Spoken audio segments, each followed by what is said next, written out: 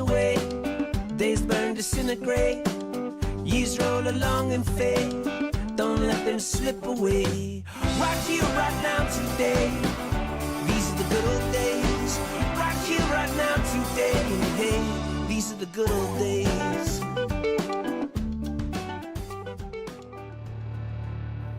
In 1985, smack dab in the middle of the 80s, also right when Masters of the Universe was riding at its very highest peak, another fantasy action figure line and cartoon came out called the Thundercats. The Thundercats were cat-like people that were also aliens that came from a planet called Thundera to escape its demise, landed on Third Earth, and established camp here. They would battle incredible creatures like jackals and vultures and monsters and mummies, all under the leadership of Lion-O, who was actually a child in an adult's body. Now, this show was fantastic. The animation is second to none, and the storytelling was such as a child.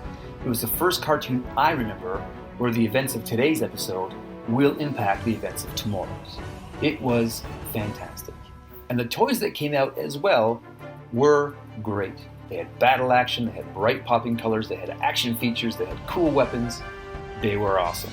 They didn't last on shelves as long as, say, Masters of the Universe or G.I. Joe or Transformers, but the Thundercats are as valid and important a staple of the 80s as any other toy line that came out.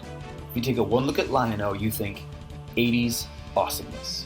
So today, we're going to take a look at the four main core characters that came out in the first wave: Lion-O, Tygra, Panthro, and Cheetara. Now, these figures aren't super hard to find on the secondary market now. However, finding them with their weapons is a bit of a trick. So we're going to take a look at the weapons and see if we can rearm the Thundercats.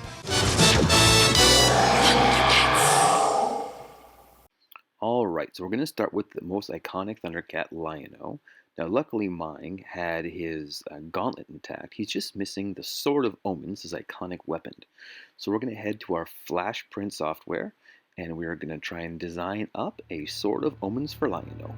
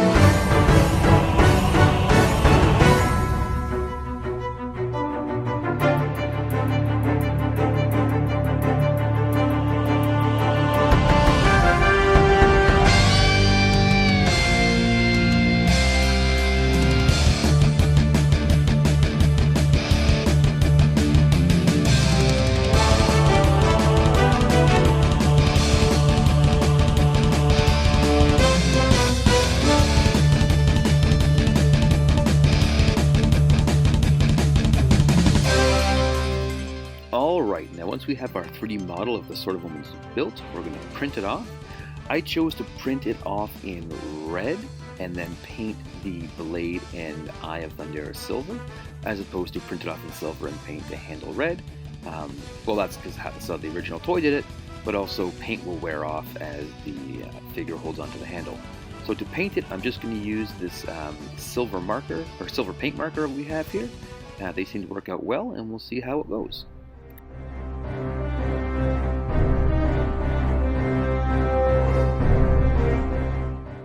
Alright, I'm really impressed always with how these silver paint markers do. And so now that we've got his sword all made up, I'm just going to give it to Lion-O, and I think that looks great, and hopefully this sword will give him sight beyond sight. Now, the next figure we're going to look at is Panthro, and he maybe has the coolest weapons of vintage line. He had these awesome nunchucks that were fully articulated, they were bright colors, so we're going to head to our 3D space and see if we can't design them.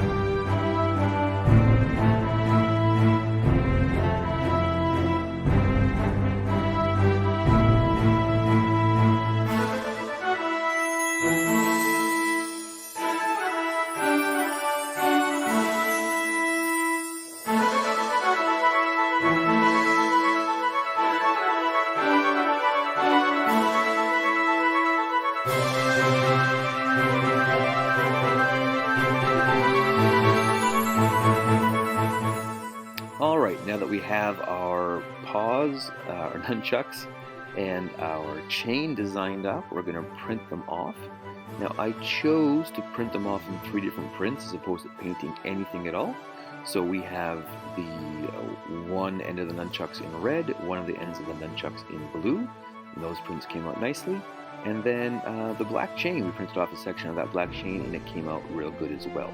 So now if my design has worked, we should be able just to snap the chain into the end here, and it should just clip in and we should be off to the races. Let's see how this works.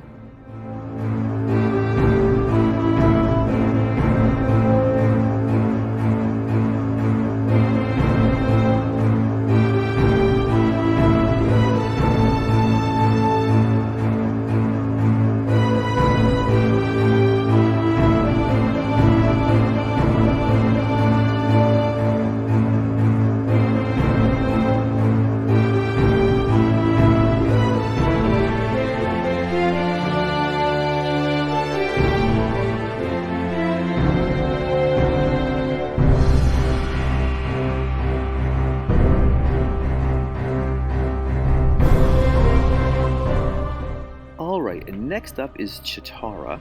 Now Cheetara has essentially just a stick.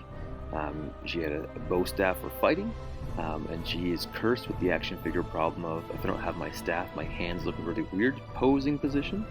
But you can, to be fair, you could put any kind of stick you find in her hands and it works. But the stick that she came with was a little bit different, it had kind of a bigger middle part in it. And so we're going to do our best to recreate that stick in our Flash print software.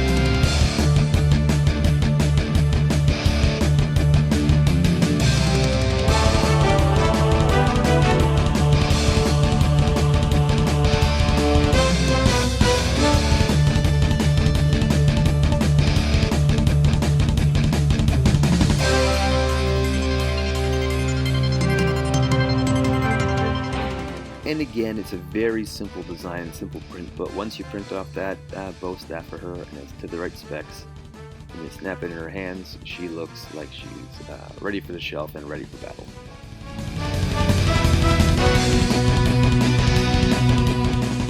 So next up is Tygra, one of my all-time favorite toys growing up. And there was actually 2 Tygras, the old Tygra and the original released young Tygra. We're going to go with the old Tygra because that was the one I had as a child, and that's the one that I prefer. Now, in a wave of light-up eyes and articulated nunchucks, Tygra had a weird weapon. It was almost like they went to a summer camp and commissioned kids at a craft cabin to make this weapon. Yeah, it was essentially just tape and string and beads, like you'd see at any craft cabin at a summer camp. And it was a bit of a head scratcher as a kid, and it is today, but we're going to do our best to recreate this. So for the first part, the handle, you can use tape, you can use any kind of tube you have. I printed off just a cylinder just so I could have one that matched the colors, but you can use anything you have laying around. For the beads, I literally went to the dollar store to the craft section and picked up a box of colorful beads for $1, pulled out 2 orange ones, and we're good to go. For the string, they use like a nylon rope. I'm going to use this yarn because it's the right color. And so I'm just going to cut off a length of it. And I'm going to take this wire and I'm going to run the wire through this cylinder that I've made. And I've made it to be a real tight fit for the yarn, and so that way I won't need to do a bottom knot, and it's just going to sit snug in there. So I'm going to put the wire in there and create a loop, and then I'm going to run the yarn through the loop, and then I'm going to pull it tight within the cylinder, and hopefully that will work, and it will give our handle of our whip a nice solid foundation. So I'm just going to pull it through gently, and yep, you can see it's a real tight fit in there. And once it's in there, I'm just going to break off this wire, and now that is in there for forever. The next part is just stringing the yarn through the beads, and you just string it through. You pick a length that looks good and accurate. We're going to go about that long there, and we're going to tie knots on the end so the beads don't go through. Like literally, like a Sunday school craft is what we're doing here to create the most accurate Tygra whip that's ever been made. And so I put 2 or 3 knots in here just so it doesn't go back through the bead. And once that's done and we have our sizing proper, we're going to take the excess and just cut it off. And then we're going to do it again for the other side of the whip. And then once that's done, we should have ourselves a Tygra whip that is ready to go.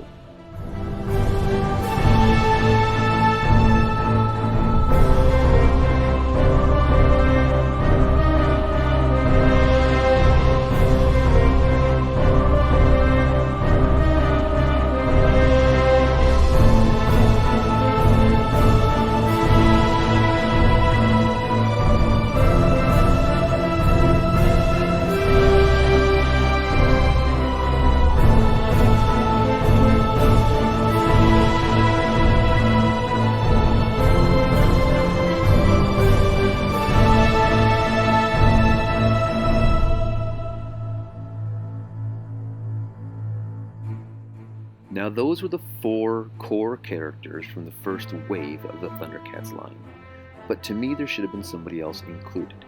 He would eventually be included in wave 3 of the Thundercats line, but because he was there in the first episodes, he sacrificed his life to save the Thundercats, and then came back as a spirit mentor for Lion-O. I always thought that Jaga should have been included in that first wave. And since I was fortunate enough to recently acquire a Jaga, we're going to take a look at him today. Now he's going to need the same sword that Lion-O had, but also a very unique hat, or helmet if you will. So let's head to our 3D space and see if we can't design it.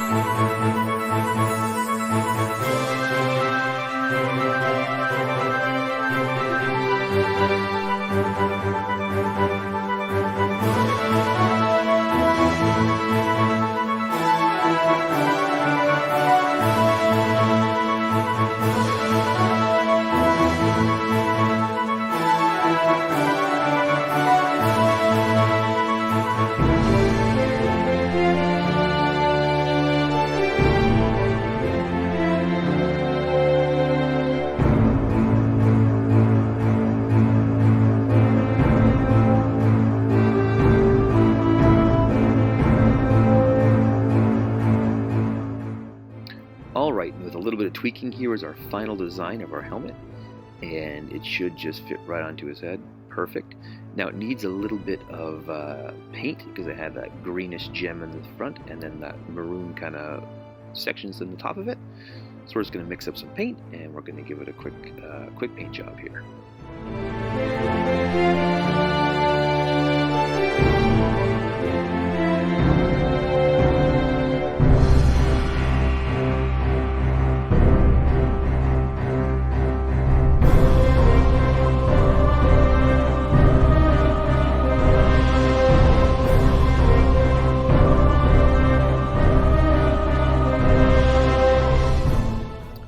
Alright, Now after we were done, I didn't love the way it looked, so I actually printed off a second one in a different color gold that was a little bit brighter, and I think the second print and paint looks much better.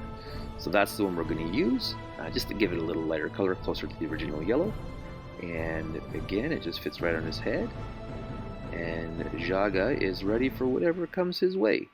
As soon as we give him his classic Sword of Omens, just like we made up for Lionel. We made another one, and we'll just give it to Jaga here.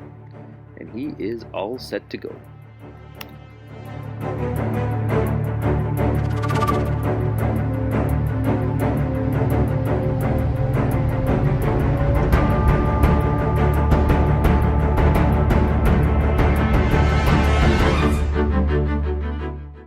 So there you go. There's our take on making new weapons for Lionel, Cheetara, Panthro, and Tygra, as well as giving a fancy new hat to Jaga, the hidden gem of the line, in my opinion. If you like what we're doing, if you're having as much fun as us, please like, subscribe, ring the bell, do all the YouTube stuff. Check out FlashForge if you want to check out 3D printing and the stuff that I use. But most of all, we hope to see you on the next video.